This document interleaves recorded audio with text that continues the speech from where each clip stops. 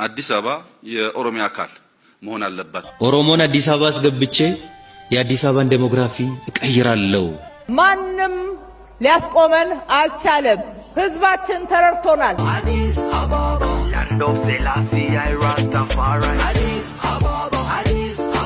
አዲስ አበባ በኦሮሚያ ክልል እምብርት ውስጥ ስለምትገኝ በኦሮሚያው ጫፍ አዲስ አበባ የኦሮሚያ አካል መሆን አለባት። አዲስ አበባ የማናት የማን አይደለችም ብሎ የሚከራከሩ ሰዎች ምንድነው ከጭንቅላታቸው ጀርባ አስቀምጦ ስለዚህ ጉዳይ የሚነጋገሩት የሚለውን በራሱ አውድ ማየት ያስፈልጋል። ምን ታስቦ ነው የማናት የሚባለው? ለምሳሌ እኔ አዲስ አበባ የኔ ናት ስል ያንተ አይደለችም እያልኩ ሆነ ስቻለሁ። የኔ ናት ማለት ግን ጥፋት አይደለም። የኔ ሆና ያንተ እንዳልሆነች ለመናገር የሚደረግ ሙከራ ከሆነ ግን ስህተት ነው። አዲስ አበባ የሁላችንም ናት። አዲስ አበባ በሚመለከት ታሪካዊ ዳራውን መመልከት በጣም ጠቃሚ ይሆናል። የፌዴራል ስርዓት ሲቋቋም አዲስ አበባ በኦሮሚያ ክልል እምብርት ውስጥ ስለምትገኝ በኦሮሚያው ጫፍ አዲስ አበባ የኦሮሚያ አካል መሆን አለባት የሚል ጠንካራ ጥያቄ አለ። በሌላ መንገድ በነበረው ውይይት አዲስ አበባ የፌዴራል መቀመጫ መሆን አለባት፣ በቻርተር የምትተዳደር ከተማ መሆን አለባት። ነገር ግን ከአጎራባች በአጠራት ክልል ውስጥ ባላት ዘርፈ ብዙ ግንኙነት የተነሳ ልዩ ጥቅም ማክበር አለባት የሚል ህገ መንግስቱ አስቀምጧል። ይህም በሚመለከት የኢትዮጵያን ፖለቲካ አሁን ያለውን ሁኔታ በትክክለኛ አቅጣጫ እንዳይሄድ ባልባሌ ጉዳይ ጊዜ እንድናባክን የምንፈልግ ሰዎች ናቸው። እማ ኦሮሞን አዲስ አበባ አስገብቼ የአዲስ አበባን ዴሞግራፊ እቀይራለሁ ብሏል የሚል አለ።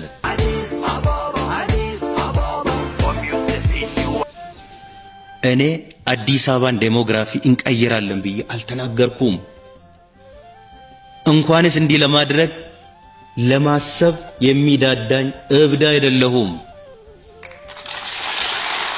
እንዴት አድርጌ ነው እኔ 5 እና 6 ሚሊዮን የአዲስ አበባ ነዋሪ ዴሞግራፊ ልቀይር የምችለው? በምን ሂሳብ? ከኦሮሚያ አምጥቼ አዲስ አበባ ላይ እንዴት ነው የማሰፍረው? በዚህ ሀገር ውስጥ ለማ ብቻ ነው እንደ መንግስት ሁሉን አድራጊ ፈጣሪ? መሬቱ እኮ ባለቤት አለው። አዲስ አበባ ላይም ቢሆን ህንፃውን ባለቤት አለው፣ መንገዱን ባለቤት አለው። የት ነው የሚሰፍረው? ይቅርና በሺዎች 10 ሰው ዛሬ አዲስ አበባ ላይ ማስፈር ይቻላል? ቀበሌ የለው፣ አዲስ አበባ ክፍለ ከተማ የለው፣ የከተማ አስተዳደር ከንቲባ ካቢኔ የለው ነው ወይስ አየር ላይ ነው የምናሰፍረው? ወይስ የሰው ልጅ መርካቶ የሚገባ ካርቶኒ ነው ተጠቅልሎ መርካቶ የሚገባ እቃ ነው? እንዴት እንደዚህ? እኔ ይሄን በማድረግ ለኦሮሞ ህዝብ ምንድነው የሚጠቅመው? እንዳውድሉ ቢኖረኝ እዚህ ባሰብ ለኦሮሞ ህዝብ ምንድነው የሚጠቅመው? ከተማ አዲስ አበባ ላይ አዲስ አበባ ብቻ ነው እንዴ? አዳማ እኮ ትልቅ ከተማ እኮ ነው፣ ከአዲስ አበባ ያልተናነሰ። ሻሸመኔ እኮ ትልቅ ከተማ እኮ ነው። ጅማ ትልቅ ከተማ ነው። ከተማ ከሆነ እንደዚህ አይነት ሐሳብ የለንም፣ እንደዚህ አይነት ቅዠት የለንም አላልኩ፣ ላስበውም አልችልም። ስድብ ሀገር አይገነባም። ለህዝብ የራሩ መስሏቸው ህዝብን ማታለል የሚቻል መስሏቸው ችግር ችግር ችግር ችግር እያሉ በትችት በችግር በስድብ ፖለቲካ ማካሄድ የሚፈልጉ ሐሳብ እንደሌላቸው ይግባችሁ። አዎ ችግር አለ። ለችግሩ ምን መፍትሄ ይዘው መጥተዋል? የታለ መፍትሄያቸው? የትኛው ነው መፍትሄያቸው? ምን የተሻለ ነገር ይዘው መጡ? ይህንን አመዛዝኑ።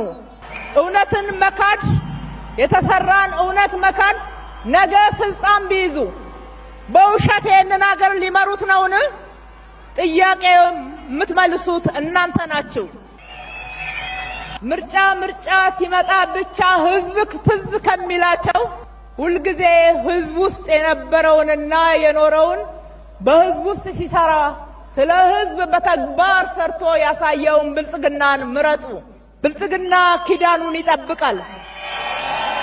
አንዳንዶች እንደምታውቁት እኔ ካልሆንኩ ሰርዶ ይብቀል በሚል በትዕቢት ተሞልተው የኢትዮጵያ አንዳንድ የኢትዮጵያ አካባቢዎችን በተሟላ ሁኔታ የዚህ ልማት፣ የዚህ ሰላም፣ የዚህ የብልጽግና ፈጣን ጉዞ ተቋዳሽ እንዳይሆኑ አድርገዋል። ኑ በጋራ እንስራ፣ በሀገራችን በሰለጠነ ፖለቲካ አብረን እንቁም፣ በውይይት በድርድር በሰለጠነ መንገድ በህዝበ ውሳኔ አብረን እንስራ ሲባል አንዳንዶች የትጥቅ ትግል ከፍተውብናል። አንዳንዶች በየቦታው ግጭት ጠማቂዎች ሆነው መልሰው ይከሱናል። ዋናው ዓላማቸው እኛም ማስቆም ነው። እኛ ከጧቱ ቆርጠን የተነሳ ነው ለሀገራችን ብልጽግናን ተልመን መንገዳችንን መደመር አድርገን መዳረሻችንን ብልጽግና አድርገን ስለሆነ ቆርጠን በዓላማ ስለገባን በጽናት ተጉዘናል።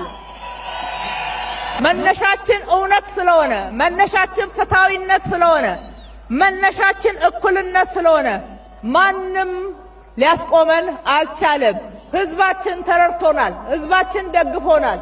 ህዝባችን እነኚህን ጉዞዎች ስንጓዝ አንድም ቀን ካጠገባችን ተለይቶ አያውቅም።